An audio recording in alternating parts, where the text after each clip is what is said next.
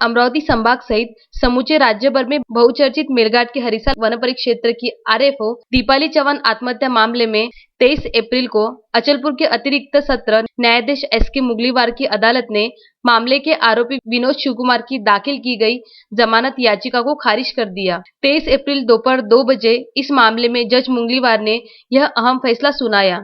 इस फैसले के साथ ही विनोद शिवकुमार के जेल से बाहर निकलने के मंसूबे को जबरदस्त झटका लगा है। अब उसे जमानत के लिए उच्च अदालत का दरवाजा खटखटाना होगा। विनोद शिवकुमार की बेल रिजेक्ट होते ही दीपाली चौहान से सहानुभूति रखने वाले लोगों में प्रसन्नता के भाव नजर आए। इस फैसले को लेकर मेरघाट सहित पूरे संभाग और राज्य की नजरें टिकी हुई थी। 22 अप्रैल गुरुवार को अदालत में जिला सरकारी पक्ष के वकील परीक्षित गनोरकर, एडवोकेट भोला चौहान और बचाव पक्ष के वकील प्रशांत देशपांडे के बीच काफी जमकर जीरा हुई थी। कोरोना प्रोटोकॉल के मद्देनजर अब कोर्ट का समय भी 2 बजे तक निहित कर दिया गया है।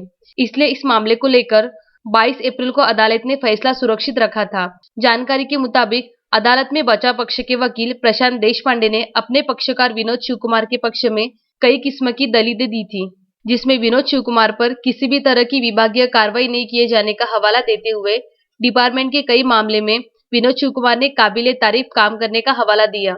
वहीं आरएफओ होने के बावजूद दीपाली चौहान उसे रोजाना रिपोर्टिंग नहीं करती थी। इस तरह की कई दलीलें देशपांडे द्वारा कोर्ट में रखी गई थी। वहीं जिला सरकारी वकील परीक्षित गनोरकर ने डायरेक्ट अहम मुद्दे पर कटाक्ष रखते हुए कहा कि मरने के लिए प्रवृत्त करना यह केस टू केस अलग अलग तथ्यों के साथ सामने आया है। इस दलील सहित और भी कुछ तथ्यात्मक दलीलें पेश की थी। इसके पूर्व मामले को लेकर अदालत में 3-4 बार जिरह हो चुकी थी, जिसमें जिला सरकारी वकील परीक्षित गनोरकर का साथ स्थानीय सरकारी वकील एडवोकेट भोला चौहान ने बखूबी दिया।